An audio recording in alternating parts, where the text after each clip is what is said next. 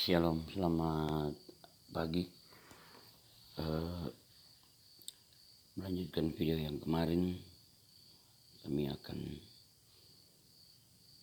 menjelaskan beberapa hal tentang penginjilan metode dengan metode EE atau Evangelist Explosion, yang pagi hari ini hendak kita pelajari bersama bahwa metode penginjilan EE adalah suatu hal yang sangat penting yang dapat Anda pelajari melalui aplikasi-aplikasi tertentu. Baik, shalom semuanya. Pagi hari ini kita akan mulai dengan dua pertanyaan diagnostik. Dua pertanyaan diagnostik adalah dua pertanyaan yang sering kali dipakai dan dipergunakan untuk mendiagnosa seseorang di dalam iman dan kepercayaannya terhadap Tuhan Yesus Kristus. Baik, saudara sekalian, pertanyaan pertama adalah, jika Anda meninggal dunia hari ini, apakah Anda yakin pasti bahwa Anda masuk surga? Dan pertanyaan yang kedua adalah pertanyaan yang sama adalah, seandainya Anda meninggal dunia hari ini dan Tuhan bertanya, mengapa aku harus mengizinkan engkau masuk ke dalam surgaku? Mengapa aku harus mengizinkan engkau untuk masuk ke dalam surgaku? Apakah yang dapat Anda katakan? Jawaban kita pasti mengatakan bahwa saya telah berbuat baik, saya tidak berbuat jahat. Yang jadi pertanyaan adalah, harus sebaik apakah kita agar kita layak untuk masuk surga? Ya, harus berbuat baik. Sebaik apa? Tidak tahu. Ada juga pertanyaan yang mengatakan bahwa orang lain juga mengatakan bahwa kita harus berbuat amal, kita harus berbuat baik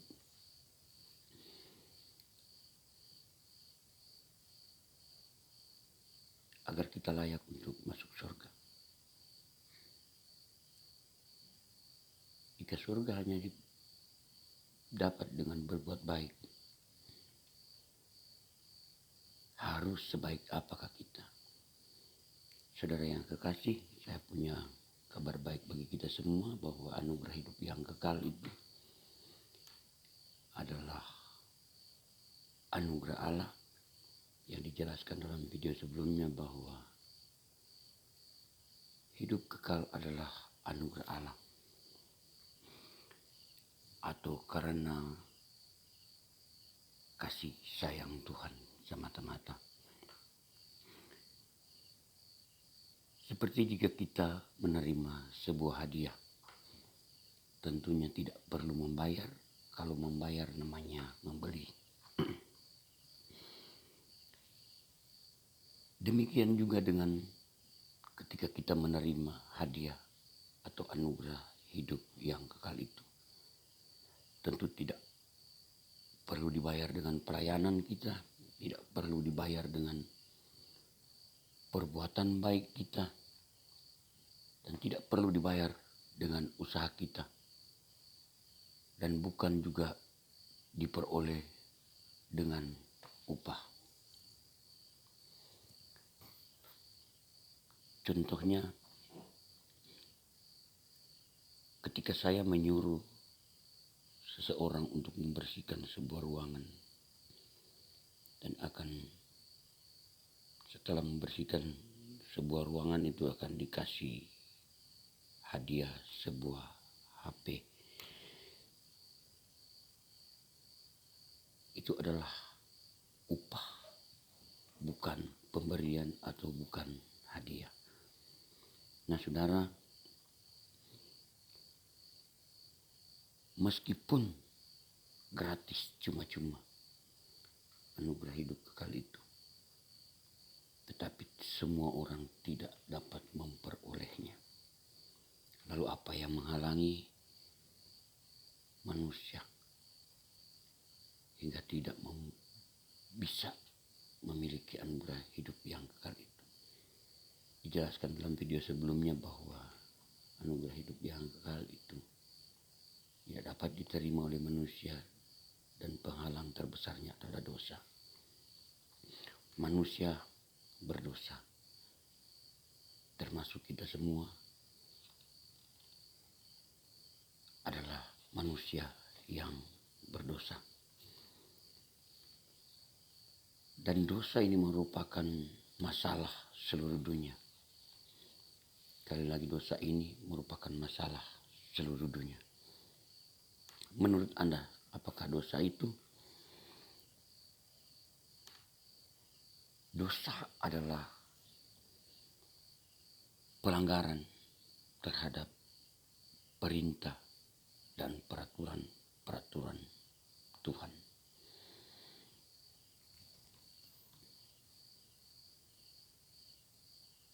Jika kita berpikir bahwa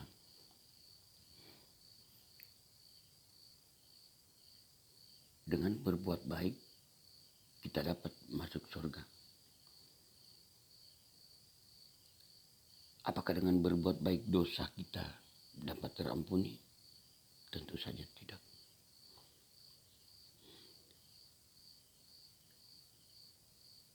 Karena dosa dapat ditimbulkan oleh hal apa saja di dalam kehidupan manusia. Seringkali kita tidak merasakan bahwa kita telah berbuat suatu kesalahan atau telah berbuat dosa. Perlu kita ketahui bahwa berbohong adalah dosa. Berbicara jelek, jorok, dosa. Menipu dosa, mencuri dosa, merampok dosa, membunuh dosa. Dan masih banyak lagi jenis dosa yang sering kita lakukan yang tanpa kita sadari. Nah, saudara sekalian, jika dalam satu hari kita hanya melakukan 3 dosa, seperti makan pagi, makan siang, dan makan malam, 3 dosa dalam sehari. Dalam sebulan dikali 30 hari, maka dalam 1 bulan kita memiliki 90 dosa. 90 dosa dikali dengan 12 bulan. Dalam setahun kita punya dosa 1080 dosa. Kita ini orang baik loh, tetapi kita masih memiliki 1080 dosa setiap tahun. Itu jumlah yang paling kecil. Kita bulatkan 1000 lah. Jika Anda ingin hidup 70 tahun, 70 tahun dikali 1000 dosa, maka dosa kita adalah 70.000 dosa. Bapak Ibu yang dikasihi Tuhan, dengan dosa sebanyak itu, apakah kita layak untuk masuk surga? Tentu tidak. Karena manusia tidak dapat menyelamatkan dirinya sendiri. Manusia tidak bisa berbuat apa-apa. Dulu saya pernah berpikir seperti itu. Bahkan banyak orang berpikir bahwa untuk masuk surga harus dengan perbuatan baik, beribadah dan bahkan beramal dan lain sebagainya. Menurut saudara, harus sebaik apakah kita?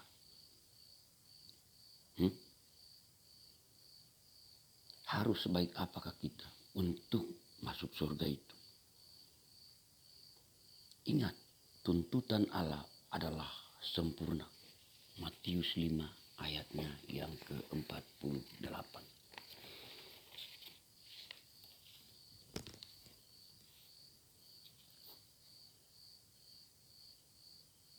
Saya ingin menjelaskan melalui sebuah cerita ilustrasi tentang telur busuk. Seandainya Anda membuat sebuah kue yang membutuhkan 10 butir telur. Telur yang pertama masuk bagus, kedua, ketiga, keempat masih bagus, kelima, enam, tujuh, delapan, dan yang ke-9 masih bagus. Tetapi pada saat pecah yang ke-10 dan sudah terlanjur kecampur, karena mixernya jalan terus, maka dia sudah tercampur ke dalamnya. Dan yang jadi pertanyaan adalah, apakah kue bolu ini layak untuk disajikan? Tentu saja tidak. Mengapa? Karena satu telur yang busuk tadi telah mencemari 9 telur yang lain. Sebenarnya begitu juga dengan kehidupan kita. Meskipun kita berusaha berbuat baik sebanyak mungkin, tetapi hanya ada satu dosa yang telah mencemari hidup kita, maka seluruh perbuatan baik kita membuat kita tidak layak di hadapan Allah yang sempurna. Seperti kata Matius 5 ayat 48, hendaklah kamu sempurna seperti Bapamu yang di surga adalah sempurna. Jadi dengan cara dan usaha manusia, mustahil manusia dapat masuk surga. Maka harus ada cara yang berbeda. Mari kita melihat bagaimana caranya Allah. Menurut saudara, bagaimanakah sifat-sifat Allah itu? Allah dalam pengertian yang salah. Ada beberapa pengertian yang salah, yang biasa ada dipahami oleh manusia. Sebagian orang beranggapan bahwa Allah itu seperti tokoh kakek pada umumnya, yang sayang dengan cucunya, meskipun sang cucu sudah berbuat hal yang tidak baik. Tetapi kasih sang kakek tetap kepada cucunya. Dia tidak pernah menyalahkan, maka ini adalah kasih yang salah. Demikian juga orang hanya beranggapan bahwa Allah itu adalah kasih. Kita mengabaikan keadilan daripada Allah itu sendiri. Pengertian yang benar adalah Allah itu kasih dan adil. Allah mengasihi kita. Allah tetap mengasihi kita sekalipun kita berdosa dan tidak ingin menghukum kita. Tetapi Allah juga adil dan harus menghukum manusia yang berdosa. Saudaraku yang kekasih, tidak ada keraguan mengenai hal ini. Ada satu ilustrasi tentang perampok bank. Saya akan menjelaskan tentang ilustrasi merampok bank. Misalnya saya merampok sebuah bank sebesar 50 juta. Tetapi akhirnya saya tertangkap karena ada sebuah kamera pengintai atau CCTV yang merekam bagaimana saya melakukan perampokan itu.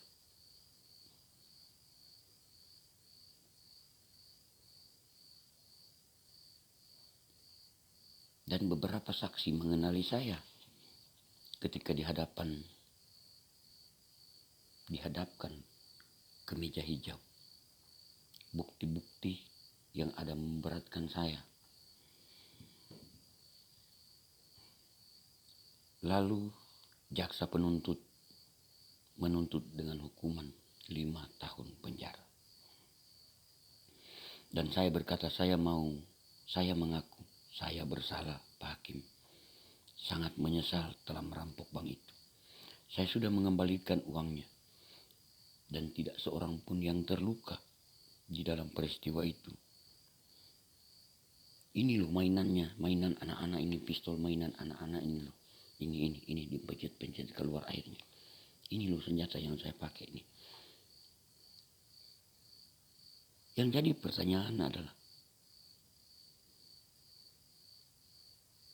apakah dengan pembelaan diri saya bahwa saya sudah mengembalikan uangnya, saya memohon maaf, lalu hakim harus membebaskan saya?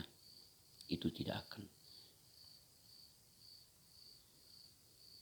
Jadi dengan segala macam argumen, mohon maaf Pak Hakim, memaafkan saya, membebaskan saya, karena saya telah mengembalikan uangnya, dan tidak ada yang korban pada waktu itu, dan senjata yang kita pakai pada waktu itu adalah senjata air mainan anak-anak. Apakah hakim itu dapat dikatakan adil jika dia membebaskan saya? Maka tentunya tidak. Dia bukanlah hakim yang adil kalau dia membebaskan saya.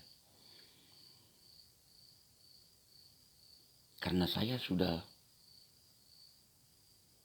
melakukan hal yang tidak baik. Dan itu sudah melanggar hukum, melanggar undang-undang.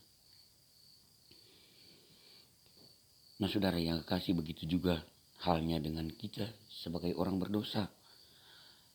Allah pasti menghukum kita, yaitu masuk neraka atau kematian yang selama-lamanya. Mengertikah Anda masalahnya? Allah itu adil dan Allah itu adalah kasih. Allah yang adil, dia akan menghukum manusia yang berdosa. Tetapi karena dia juga kasih, dia tidak ingin menghukum.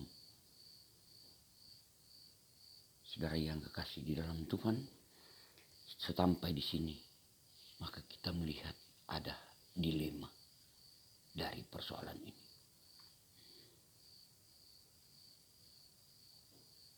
Dilema semacam ini pernah dialami oleh seorang pria yang bernama Syamila, yang hidup di sekitar permulaan abad yang ke-20. Dia adalah pemimpin sekelompok kaum revolusioner yang berusaha menggulingkan Kaisar Tsar di Rusia yang diktator. Kelompoknya hidup di tenda-tenda di padang-padang gurun dan tentu saja selalu berpindah-pindah. Mereka juga membawa serta keluarga mereka.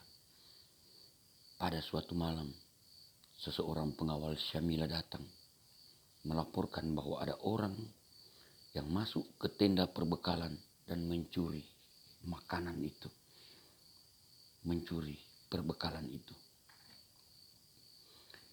Syamila naik pitam mendengar laporan ini karena persediaan makanan mereka sangatlah terbatas dan pemakaiannya sangatlah dihemat.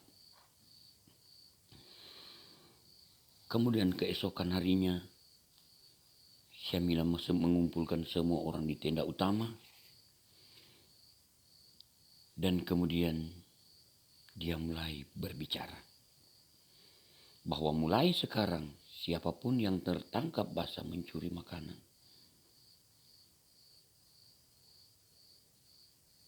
maka akan dicambuk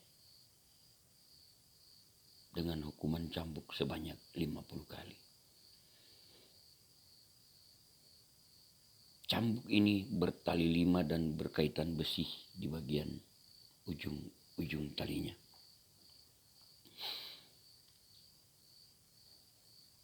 Tetapi suatu ketika, jadi minggu pertama masih aman, minggu kedua aman, minggu ketiga masih aman, dan selanjutnya. Tetapi datang pada suatu malam, pengawal sang Jenderal Syamila ini datang melaporkan bahwa terjadi lagi pencurian bahan makanan. Bukan hanya itu, tetapi pelakunya juga sudah tertangkap.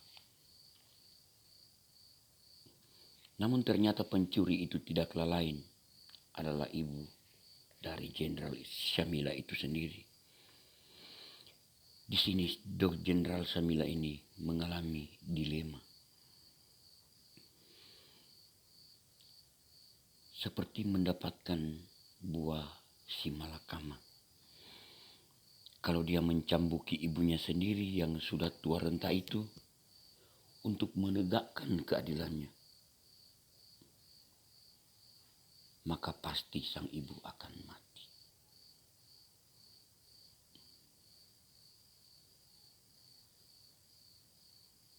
Namun kalau dia tidak menghukum sang ibu karena kasihnya kepada ibunya, pasti dia akan kehilangan.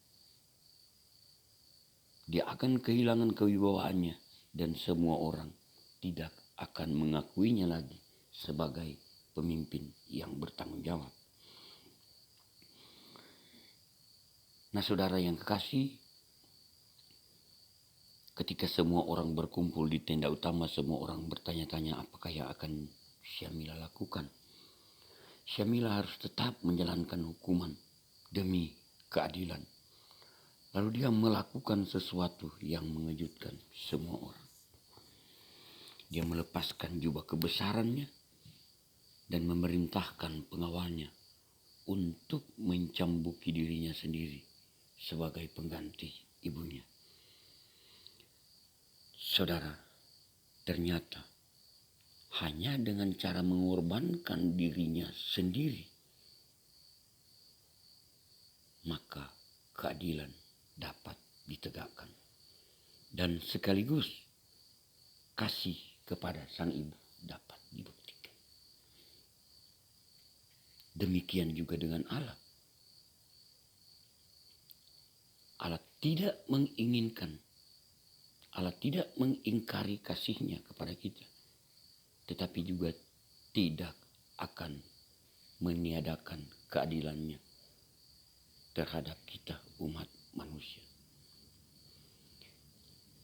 Allah menunjukkan kasih dan keadilannya melalui pengorbanan dirinya di dalam Yesus Kristus. Sekali lagi, Allah mengorbankan dirinya untuk membuktikan kasihnya kepada kita melalui Yesus Kristus yang mati di kayu salib. Siapakah Yesus Kristus? Yesus adalah Allah sendiri yang menjadi manusia. Apa yang dilakukannya? Saya akan menjelaskan melalui peragaan buku catatan dosa. Seandainya di tangan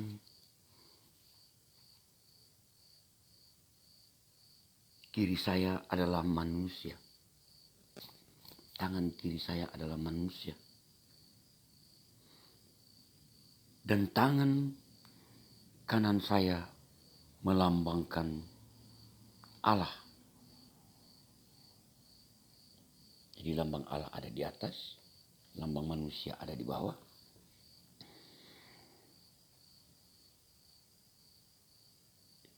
Tadi saya menjelaskan Allah ingin memberikan hidup yang kekal sebagai anugerah. Tetapi yang menghalangi kita adalah dosa.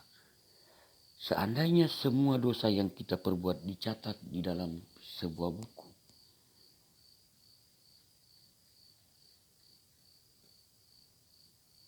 maka bukunya tentu lebih besar dan lebih tebal daripada yang ada ini.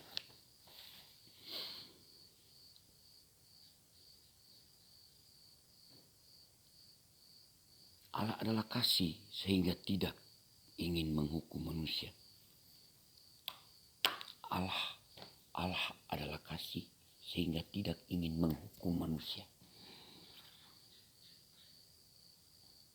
Tetapi Allah juga adil.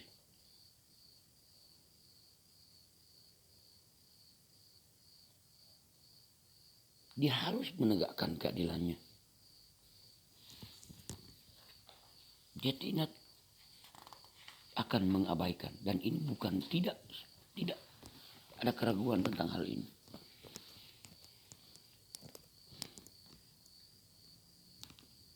Lalu bagaimana Allah menyatakan kasihnya sekaligus keadilannya?